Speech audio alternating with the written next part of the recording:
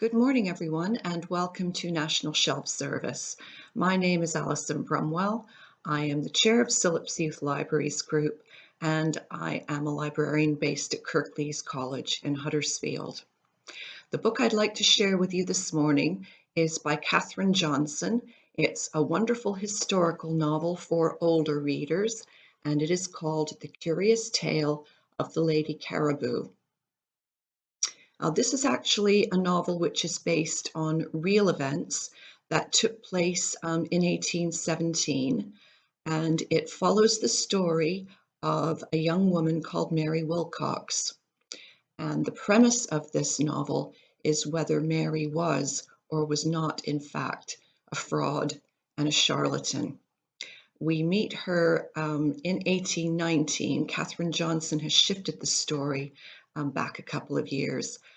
She appears at Knoll Park House, speaking no English, a complete mystery, and the family, the Worrells, Mrs. Worrell and her daughter Cassandra in particular, are completely taken in by the young woman they come to know as Princess Caraboo. I can't tell you too much more about the story. Obviously, the tale of Princess Caraboo and Mary's alter ego, it does start to unravel in very unexpected ways. And you will have to read the novel to find out what happens to Katherine Johnson's version of Princess Caraboo.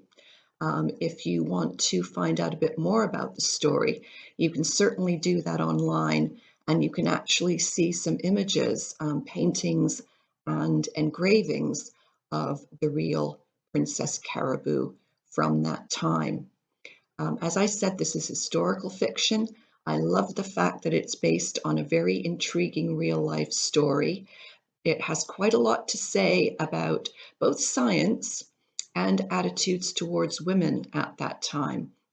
Now, as I've just said, the story set at the beginning of the 19th century. That was around the time that Frankenstein was written and just exploded onto the literary scene. So Cassandra, the daughter in the story, has actually read Frankenstein and is very gripped by the whole romance that Mary Shelley creates.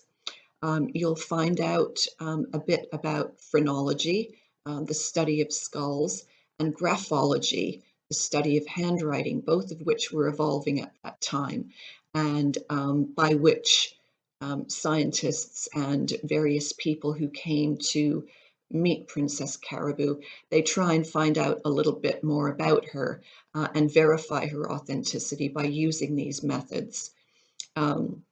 Attitudes towards women. When I read this book for the first time, I thought, gosh, we haven't really moved much further forward in 2020. So the portrayal of women is actually quite interesting, and their role in society. I think some of this readers will be familiar with, but it is eye-opening in many ways. Now, if you can't find this novel through your library services ebook catalog, please do look out for other of Katherine Johnson's books, in particular Sawbones, which is also available in ebook and which I absolutely love. She's got a lovely, fluid writing style. I loved reading in this book about the fashion of the time and just the whole magical aura around foreign lands and scientific discovery. There are some upsetting elements around Mary Wilcox / Princess Caraboo's life. She certainly didn't have an easy time of it, but I think Katherine Johnson leaves it up to the reader to decide to what extent she is or isn't a fraud. And certainly her own identity, you do feel for her. The Princess Caraboo persona she adopts gives her such a sense of freedom at the beginning of the novel, but it soon becomes a trap. And I do think the reader really feels for the character and the predicament she's in. Thank you very much for listening. I hope you carry on reading over the summer, and please do stay safe. Bye-bye.